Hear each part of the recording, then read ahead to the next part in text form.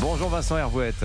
Bonjour Dimitri Pavlenko. Vincent, l'Arabie Saoudite est une alliée majeure de l'Amérique, non membre de l'OTAN. Donald Trump l'a dit hier à Mohammed Ben Salman, le prince héritier d'Arabie Saoudite, qu'il recevait à la Maison Blanche.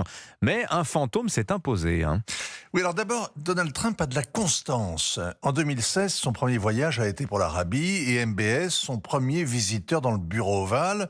Une fois réélu, il a été à l'enterrement du pape François, mais son deuxième voyage a été pour Riyad. Et il reçoit MBS en le flattant comme personne auparavant, des rires, des bourrades, des louanges, comme s'il en pleuvait, la garde à cheval, les coups de canon, la parade des avions de chasse et un dîner de gala, n'en jetez plus. Quand le Donald aime beaucoup, il le montre beaucoup. Il tient à l'alliance stratégique qu'il a nouée avec l'Arabie, pièce essentielle dans la recomposition du Moyen-Orient, avec à l'horizon la paix d'Abraham. Il lui vend du nucléaire civil et une cinquantaine de F-35 comme à Israël, et il en attend 1000 milliards d'investissements, sans compter les affaires juteuses des fils Trump, sauf qu'il y avait hier un caillou dans la babouche. Oui, vous voulez parler de Jamal Khashoggi. Jamal Khashoggi avec sa Siaos sous le bras, mort il y a 7 ans et jamais enterré. C'était un Séoudien du sérail, le plus influent des journalistes de cour. Il était aussi conseiller des princes et très connecté avec les services de sécurité. Il avait dirigé les principaux journaux séoudiens avec une certaine liberté de ton, mais pour MBS, la retenue dans l'approbation, c'est déjà une critique et quiconque s'oppose doit être écrasé.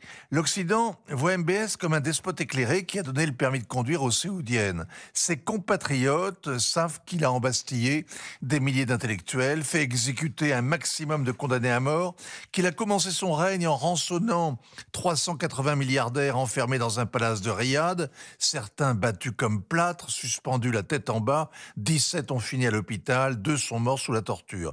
C'est l'homme qu'avait fui Jamal Khashoggi, trouvant refuge au Washington Post, quand il n'était pas en Turquie, sous la protection d'Erdogan et des frères musulmans. Et c'est là que le royaume a tendu un traquenard aux renégats. Oui, les Turcs avaient sonorisé l'ambassade. On a la bande-son de son exécution.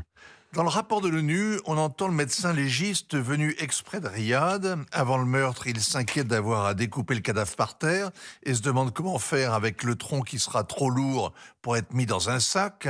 Et on l'entend ensuite en action quand il fait sa besogne avec la Siaos et qu'il a âne au milieu des sacs plastiques. C'est Pulp Fiction en VO, le carnage en temps réel, avec les derniers mots du journaliste, les barbouzes qui lui disent d'être raisonnable, la piqûre fatale. Selon la CIA, tout a été planifié au sommet de l'État séoudien et l'État CMBS. Les sénateurs américains unanimes avaient exigé des représailles. Joe Biden s'est débrouillé pour ne jamais avoir à lui serrer la main. Et Donald Trump, lui, l'a réhabilité. Alors hier, il s'est indigné qu'une journaliste parle du disparu et cherche à embarrasser ce bon ami qui a un bilan incroyable en matière de droits humains. Incroyable est le mot juste. MBS a répondu que c'était une affaire douloureuse, une énorme erreur. Le Donald a renchéri avec un coup de pied au disparu, une personne extrêmement controversée que beaucoup de gens n'aimaient pas. On aurait dit une scène du Parrain, version arabe. Eh bien, c'est de la réelle politique, mais en or massif.